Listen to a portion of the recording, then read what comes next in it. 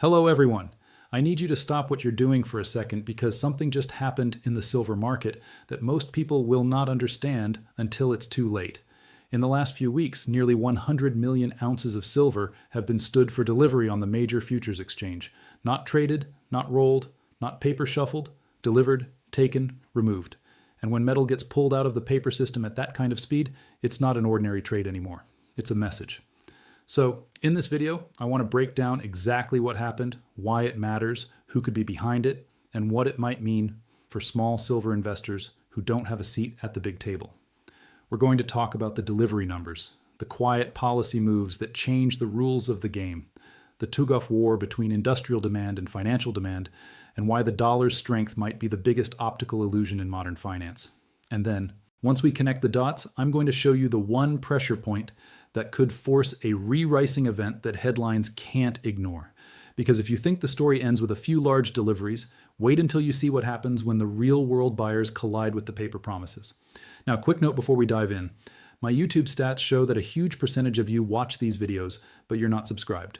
If you value this kind of why physical delivery matters more than price straight talk, hit subscribe right now and comment OG John AG to show you're supporting original creators and not the copycats. Also, if you want daily updates, quick posts, and my personal analysis that I don't always share on YouTube, I've created a WhatsApp channel and community where I drop premium notes, instant voice updates, and fast breakdowns when something moves. The link is in the description. Join it so you're not reacting late. All right? Let's jump in. Here's the first thing you need to understand. Most people think silver is a price chart. Up one day, down the next, maybe a little hype, maybe a little fear. But the real silver market isn't the chart. The real market is the flow of physical ounces from the hands of sellers to the hands of buyers. And the moment the biggest buyers start demanding delivery instead of playing the paper game, the entire illusion gets stressed because the future system only works smoothly as long as most contracts never end in delivery. They get rolled forward, closed out, netted, offset. That's normal. That's the engine. But when people show up and say, no, I don't want the paper, I want the metal, it's like walking into a bank and asking for a mountain of cash while everyone else is still swiping plastic. And the numbers we're seeing are not normal. One recent month saw close to 70 million ounces stood for delivery. Then in a non-major delivery month, the market still saw tens of millions more within days, within a week, which is the part that should make your eyebrows go up because minor months are supposed to be quiet. They're supposed to be the months when the system breathes. Instead, it's acting like someone is pulling oxygen out of the room. Now, who is doing this? That's the question that turns this from interesting into explosive. Because retail stackers, even when they're motivated, don't show up and stand for delivery of 38 million ounces in a week. That's not a couple of guys buying tubes of Eagles. That's not even a big coin dealer restocking inventory. That's a scale that belongs to institutions, governments, mega industrials, or all of who could be taking the metal, them working in parallel. And when you ask who would want that much silver right now and why, the list gets short and uncomfortable. Maybe it's a government, maybe it's an industrial giant, maybe it's a consortium. Maybe it's someone who knows something about future supply constraints that the public won't understand until the shelves are empty. And the scarier possibility is that it's not one buyer at all, but multiple buyers who are all reacting to the same set of signals. Because in markets like this, what you often witness is not one player making a move. You witness a stampede of informed players repositioning before the story becomes mainstream. And that brings us to the next part. The mainstream financial media is whispering about rebalancing and technical flows and normal volatility as if this is just another season in the markets. But if you've watched this space long enough, you recognize the pattern. When real pressure builds under the surface, headlines get loud about the wrong thing. They'll talk about a chart pattern. They'll talk about a speculative mania. They'll talk about how you should take profits before you lose it all. But they won't talk about the one metric that matters. Who is removing the metal? Because that conversation leads straight into the uncomfortable question. What happens if the exchange can't meet delivery demands at the pace the buyers are demanding? Now, I'm not saying the system collapses tomorrow. I'm saying the system becomes vulnerable when it is forced to do the one thing it was designed to minimize, deliver. And to understand why, we need to talk about rehypothecation. Rehypothecation is a fancy word for a simple problem. The same underlying asset gets promised multiple times. Think of it like a parking space that is rented out to 5 different drivers because the landlord assumes most of them won't show up at the same time. It works until it doesn't. In paper markets, the same ounce can be represented by layers of claims. Futures contracts, ETFs, synthetic products, swaps, options. It creates the appearance of abundance. It creates volume. It creates liquidity. It creates fees, and it creates an entire ecosystem where people trade silver without ever touching silver. But the weakness of the system is obvious. If too many people demand the real metal at once, the paper promises get exposed. That's why the best comparison isn't a normal market. It's a redemption event. It's like a fund that promises daily liquidity while paper versus physical, where the system breaks holding illiquid assets. It's fine while everyone is calm.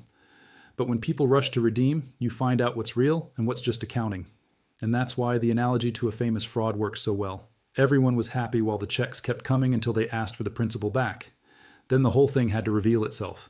The silver market has a similar vulnerability. It can manage paper flows, but physical flows are a different animal. So why now? Why is this happening now? Here's where things get even more interesting. Because this delivery behavior isn't coming out of nowhere. It's happening alongside a series of policy and supply chain shifts that quietly change the landscape. For example, silver has been flagged as a critical material, not because it's shiny, not because it's a collector's item, because it's essential. Essential for electronics, essential for solar, essential for military systems, essential for the industrial backbone that modern nations can't function without. And once a material is labeled critical, it stops being viewed as a commodity and starts being treated as a strategic input. That's a different mindset. That's the mindset where governments start thinking in stockpiles, domestic needs, and supply security. And while the public debates whether silver is too volatile, the big players are asking a different question. Can we secure what we need before everyone else does? Now, layer on top of that the reality that a massive share of global silver refining capacity sits in a small number of hands.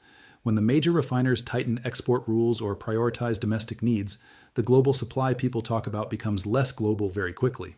And here's the part people don't like to admit. When a country refines a huge portion of the world's silver, they don't need to ban you from buying it. They just need to slow down the faucet. A small policy change can create a large downstream shortage. So when you see massive delivery demands on an exchange, at the same time, policy signals are shifting toward prioritizing domestic needs. That's not random. That's a pattern. It suggests the big buyers are positioning for a future where available silver is not the same thing as silver that exists somewhere in the world. Because silver that's in a vault in one country is not the same thing as silver that's accessible to global industry. Now let's talk about the scale, because people hear 100 million ounces and it feels abstract. Let's make it physical. A monster box of popular coins is heavy. Multiply that by thousands. Multiply that by tens of thousands. You're talking about logistics, security, warehousing, and strategic planning. Nobody does that casually, and that's why the next question is the one we have to ask, even if it makes people uncomfortable. Is a government involved? I'm not telling you it is. I'm telling you the behavior matches what you'd expect if a government was quietly building or replenishing a strategic stockpile. And before someone says, why would they do it in the open market? Remember, standing for delivery is critical mineral pressure and supply chain risk legal. It's how the system is designed. If you have the capital and you want the metal, you can do it. And if you're a government agency or a connected institution, you might prefer to do it through mechanisms that look normal on paper, even if the scale is extraordinary. Now, we also have to talk about industrial giants because the industrial side of silver demand is not a theory. It's not a maybe. It's a real pipeline of usage that keeps expanding. When a company that depends on silver for manufacturing begins securing supply directly from producers, it's not because they want to speculate, it's because they fear supply disruption. And we've already seen the blueprint for how that works. Instead of buying on the open market and hoping the supply is there, major buyers go directly to producers, buy door or concentrate, and lock it down. They pay up, they secure the feedstock, they send it to their own refining channels. They remove middleman risk. That is not the behavior of a market that thinks silver will be plentiful forever. It is the behavior of a market that thinks the next shortage could be a national problem. Now here's where it gets spicy. When industrial buyers start to panic, they don't buy a little more. They front load, they stockpile. They say, if I need this for the next 5 years and I'm not sure it will be there, I'd rather hold too much than too little. Because running out of silver isn't like running out of paper clips. It can shut down production lines, it can halt contracts, it can become a reputational disaster, and this is how the battle sets up. On one side, you have industrial demand that is non-negotiable. They need silver to operate. On another side, you have investors who see silver repricing and they want exposure. On another side, you have governments who see silver as strategic and they want supply security. And then finally, you have retail investors who show up last, paying the highest premiums, fighting for scraps. That's not me being dramatic. That's how commodity cycles usually work. The easy supply gets spoken for before the public understands what's happening. And if you want one of the simplest signals that silver is not a normal commodity, it's this. A surprisingly small portion of mined silver comes from primary silver miners. A huge share comes as a byproduct of mining other metals. That matters because byproduct supply doesn't respond quickly to higher silver prices. If silver doubles, copper miners don't instantly double copper production just to get more byproduct silver. The supply curve is rigid, so when demand rises and supply is rigid, the pressure doesn't release gently, it builds and then it snaps into a new price regime. Now, speaking of price regimes, let's address the elephant in the room. Silver has moved fast, and whenever silver moves fast, people get scared. They start saying, this is a blow-off top, this is a bubble, this can't last. But here's the difference between a bubble and a repricing event. A bubble is driven by the coming fight. Industrial demand versus investors' pure speculation and collapses when belief collapses. A repricing event happens when the underlying reality changes and the old price no longer matches the new scarcity or demand structure. When you have consistent structural deficits and you have buyers removing physical supply and you have policy moves tightening access, that's not a bubble narrative. That's a scarcity narrative. And scarcity narratives have a habit of becoming very real very fast. Now, I want to pause for a second and give a creative shout out because some of you asked me to highlight another place where you can see real detailed silver success stories. If you want to watch how regular people have built wealth with silver over time, there's a separate channel linked in the description. Go subscribe to that as well and study the playbook because it's one thing to hear theory and another thing to see real-world execution. All right, back to the main story. One of the biggest mistakes small investors make is they focus on price action and ignore ownership behavior. Price is the public scoreboard. Ownership is the private strategy. And right now, ownership behavior is screaming because if the biggest money in the world is moving billions into physical acquisition month after month, you have to ask yourself, what do they know that you don't? They might know about future demand. They might know about future supply disruptions. They might know about policy changes. They might know about refining bottlenecks. They might know about hidden short exposure that can't be managed if delivery pressure continues. They might know that the paper-silver market is far more fragile than people assume. Or they might simply know that in a world where currencies lose purchasing power, hard assets are the lifeboats. And that takes us to the part of this story that connects silver to everything else, the dollar. People love to say the dollar is strong because of the dollar index, but that's like saying a person is healthy because they're taller than the sickest people in the room. The dollar index measures the dollar against other fiat currencies that are also being devalued. It's not a true yardstick of purchasing power. A better measurement is what can your dollars buy? And when you measure dollars against gold and silver, the story is different. Because what has happened over the last couple decades is that assets priced in dollars look like they're going up, but assets priced in gold often look like they're coming down. That sounds crazy until you do the math. Let's use a simple example. 20 years ago, the average house price in the US was in the low 200s. Gold was in the mid 400s. In that world, it took a little over 500 ounces of gold to buy an average house. Fast forward to today, and yes, house prices are much higher in dollar terms, but gold is also dramatically higher. And when you compute the purchasing power, those same ounces of gold can buy multiple houses. Today, not one, which means the house price didn't go up as much as the currency fell. This is the part most people struggle to accept. The currency is the thing that is changing. The unit of account is the thing that is melting. So when you hear silver is going up, what this means for small silver investors, smarter framing, is often the dollar is going down and silver is showing you the truth. And that matters because if the system is built on perpetual currency dilution, then hard assets don't need to win. They just need to remain hard while the money remains soft. Now I can already hear someone saying, okay, but what does that mean for me? Here's what it means. If you're a small silver investor, you can't outbid governments. You can't outmuscle industrial giants. You can't outleverage hedge funds. But you can pay attention early. You can understand the difference between paper narratives and physical signals. You can stop letting mainstream headlines scare you out of positions at the exact moments when physical accumulation is accelerating. You can think like a risk manager, not like a gambler.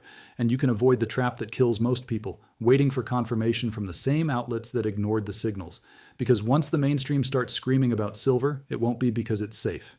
It will be because it's obvious. And when it becomes obvious, it becomes expensive. Now, let me add something here that matters for this community. If you've had success in your life or your investments, share a quick win in the comments. It doesn't have to be a flex, just a real story. Because when people see others building, learning, and improving, it lifts the whole community. And while you're down there, I've got a question for you.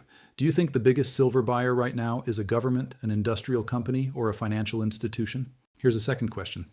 If you woke up tomorrow and saw a headline that said delivery delays or cash settlement incentives, would you be surprised or do you think the system is already heading there? Now, I need to keep this practical. So, Let's talk about the mechanics of why deliveries matter so much. When a lot of contracts stand for delivery, it forces the exchange's inventory system to perform under pressure. It forces movement between registered and eligible categories. It forces allocation, it forces bars to be located, transferred, verified, and none of that is impossible, but at scale it becomes sensitive. Because the moment any part of that chain slows, rumors spread. And when rumors spread in a commodity market, people don't wait for the official press release. They act. That's why physical delivery pressure can be self-reinforcing. More deliveries lead to more attention. More attention leads to more deliveries. And at some point, the paper market can't suppress the signal with headlines. Now, I want to be clear. The goal here is not fear. The goal is awareness. Silver is not a get-rich-quick ticket. Silver is a strategic asset that sits at the intersection of money, industry, and security. That plurality is rare. Most commodities are industrial only.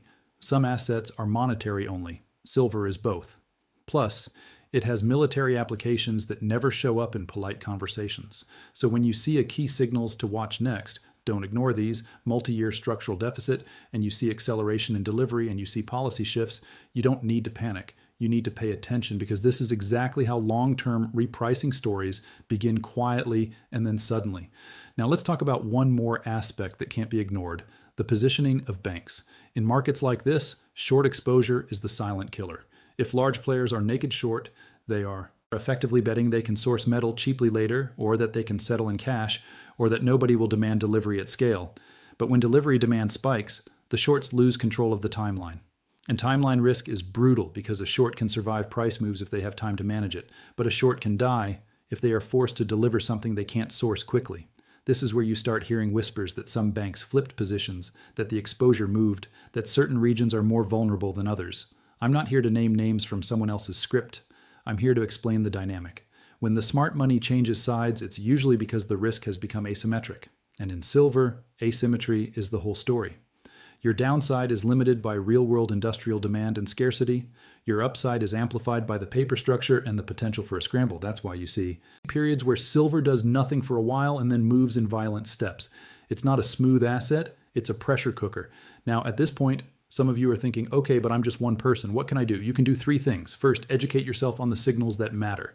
Delivery, policy, supply deficits, industrial procurement, refining concentration. Second, build your plan around risk management, position sizing, time horizon, and emotional control. Third, stay connected so you don't miss the fast moves when they happen. And that's why I'm mentioning again, the WhatsApp channel link is in the description. If you want instant updates and voice notes when things break, join it. It's one of the best ways to stay ahead of the lag. Now, I also need to mention something important for the people who are actually following closely. By the time you're watching this, I will have already published a members-only video that bundles the latest updates and a final takeaway plus next updates deeper analysis in one place. If you want the premium breakdowns and you want to prove you're really following, consider joining the membership. Members get the in-depth context and fewer filters. All right, let's bring it back to the core story and connect the final dots. The world is moving toward a reality where supply chains are being nationalized, prioritized, and controlled. We see it in energy, we see it in food, we see it in chips, and we are seeing it in strategic minerals. Silver fits directly into that trend. When nations prioritize domestic needs, exports tighten. When exports tighten, global availability shrinks. When global availability shrinks, industrial buyers pre-buy. When industrial buyers pre-buy, inventories drain. When inventories drain, delivery requests rise. When delivery requests rise, paper markets get stressed. When paper markets get stressed, price discovery shifts. And when price discovery shifts, the public suddenly becomes interested. This is the sequence.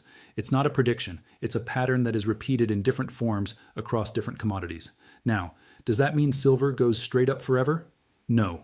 It means silver becomes more strategic, more contested, and more prone to rapid reperic episodes. And in that kind of environment, small investors need to stop thinking like day traders and start thinking like planners, because the people who win these cycles are not the ones who perfectly time every move. They are the ones who understand the story early and manage their exposure intelligently. Now let's talk about the ratio conversation because it's one of the simplest ways to see the distortion. Silver is mined at a much smaller ratio to gold than it is priced. That alone should make you pause. Then you add the fact that silver gets consumed and not recycled at high rates because it's used in tiny amounts in millions of devices. Gold mostly sits, silver disappears. That changes the supply picture over decades. So if the market begins to regress toward historical ratios or even toward more reasonable ratios, it implies that silver has a lot of room to move relative to gold. And the move doesn't need to be perfectly logical in the short term. It just needs to reflect the growing scarcity and the growing strategic demand. Now, I'm going to say something that might sound like a cliffhanger, but I mean it literally. The biggest risk for the paper silver market is not price, it's delivery. Price can be managed with narratives, leverage, and liquidity games. Delivery forces reality, and reality is hard to negotiate with. So here's what I want you to do. Watch the delivery numbers. Watch whether these minor months stay abnormal. Watch whether industrial procurement continues directly from producers. Watch whether policy language tightens around critical materials. Watch whether premiums in the physical market stay elevated. And watch whether the mainstream starts discovering silver after it has already moved. Because when they discover it, it won't be for your benefit. It will be because the story is no longer containable. Now, before we wrap up, I want to make this engaging and useful for the community. If you've been stacking or investing for a while, share the moment that made you take silver seriously. Whether it was inflation, supply chains, geopolitics, or something personal.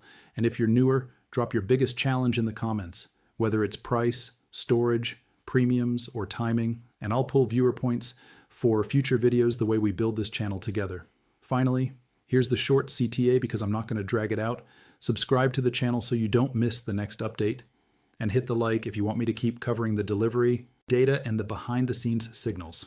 And remember, if you value original work and you want to help me push back against the copycats, comment, "Ogie, it matters more than you think." Now, let me slow this down and walk you through the plumbing because this is where most people get lost and then fall back into emotional decisions. On the exchange, inventory isn't just one pile. There's the metal that's effectively ready to deliver, and there's metal that's stored but not committed unless an owner chooses to make it available. Think of it like a store shelf versus a warehouse. When delivery requests surge, the shelf empties first. Then the market has to coax metal from the warehouse to the shelf. And that's where stress starts. Not because silver doesn't exist somewhere, but because deliverable silver at a specific place on a specific timeline is a different question. That's the timing problem. And timing problems are what break paper systems, because paper systems are built on confidence that settlement will occur smoothly. They can look fine for years and then wobble in a single week if too many participants demand the underlying asset at the same time. That's why delivery pressure matters more than price action. Price can be pushed around with leverage headlines and risk on risk-off narratives. Delivery forces reality. Now here's a cliffhanger you should sit with. What if these buyers aren't chasing profit, but chasing insurance? If a buyer's goal is insurance, a $5 dip doesn't scare them. It motivates them. They don't care about next Friday's candle. They care about securing metal before access tightens. And that's exactly what strategic behavior looks like. Persistent calendar agnostic accumulation, which brings us back to deficits. A structural deficit means the world is consuming more silver than it produces year after year. That can be masked for a long time by above ground inventory, but every year of deficit quietly drains the cushion. The thinner that cushion gets, the more sensitive the market becomes to shocks. A mine disruption, a refinery bottleneck, a policy change, a surge in industrial demand. And silver is uniquely vulnerable here because so much of its supply is byproduct supply. If base metal mining slows, silver output can fall even if silver demand rises. That's the kind of feedback loop that turns tight into scarce without warning. Now, if you want a street-level truth signal that doesn't require a terminal, pay attention to physical availability and premiums. Paper price can look calm while the real market is straining because premiums reflect replacement cost and supply tightness in the real world. And this is why the critical material language matters so much. Once a commodity becomes strategic, it stops being treated like a normal commodity. Countries don't just buy it, they protect it. They prioritize domestic needs, they tighten exports, they shift from sell to the world to secure for ourselves. That's not a conspiracy. That's what nations do when something becomes essential to security and industry. Now, I also want to say this clearly. Retail is almost always last. Not because retail is dumb, but because retail gets fed the story late. Retail gets trained by headlines. When price rises, they get told it's too late. When price drops, they get told it's going to zero. And when the real signals show up, they get distracted with noise. If you want to break that cycle, follow flows, not feelings. Deliveries are flow. Direct mine sourcing is flow. Export tightening is flow. And the flow right now is pointing in one direction, physical control. Now, about the battle scenario, because this is where things can get violent. Industrial buyers can delay purchases for a bit, but they can't stop needing silver. They can't redesign the global electronics and energy stack overnight. So when industrial procurement collides with persistent investment demand, You don't get a polite market. You get a bidding war. And bidding wars don't care about anyone's comfort zone. They care about clearing price. Picture it like this. One major manufacturer decides to secure a year of feedstock just in case. That drains supply. Another manufacturer notices and does the same. Then the sector starts running the future because nobody wants to be the last buyer in a tight market. At the same time, funds chase performance, and then retail piles in when the story finally becomes obvious. That sequence doesn't end with gentle corrections. It ends with repricing. Now, I'm not asking you to predict the exact day. I'm asking you to recognize the direction of pressure, and the pressure is moving toward ownership, security, and removal of counterparty risk. That's why the biggest players are not just trading the story, they're taking the metal. Now, quick reminder as we close in. If you've learned something from these videos, share a small success story in the comments. It lifts the community, and it helps me understand what's actually working for you. And I've got one more engagement prompt for you in the comments. Pick what you believe the next big catalyst will be. Industrial supply panic, a policy restriction, or a paper market delivery squeeze. And share the signal you're watching, because the silver market isn't just moving, it's being restructured. First comes the quiet accumulation, then comes the visible strain, then comes the public stampede, and then comes the regret of everyone who waited for confirmation, and here's the near-term trigger that I'm watching like a hawk. We're still early in this delivery window, there's time left for more contracts to stand. And that matters because the market usually cools off after the first rush. If the pace stays elevated instead of fading, it tells you this is not a one-off event. It's a campaign. Watch how quickly deliverable inventory refills after large stops. If it refills instantly, the system is comfortable. If it refills slowly, the system is negotiating. And if you start seeing unusual incentives, unusual spreads, or chatter about alternative settlement, that's the market admitting stress without using the word stress. Also, watch what happens when the next major month approaches. Big players often position early, and if they're willing to pull metal in smaller months, imagine what they'll do when the calendar gives them the bigger stage. This is why I keep telling you, don't get hypnotized by a single red day or green day. In a repricing story, volatility is the tax you pay for being early. And yes, I know some of you want the perfect entry, but perfection is usually a disguise for procrastination. The better approach is a plan. Scale in, manage your exposure, and keep dry powder so you're not forced to sell when the crowd gets scared. One more thing before we land the plane. The members-only video I mentioned earlier ties all of these signals together with additional charts, delivery updates, and a deeper breakdown of what I'm watching next. If you want the condensed everything in one place version, that's where it is. And if you're serious about staying ahead, join the WhatsApp channel as well. I'll post fast updates there when new delivery data drops, and I'll tell you what matters and what doesn't.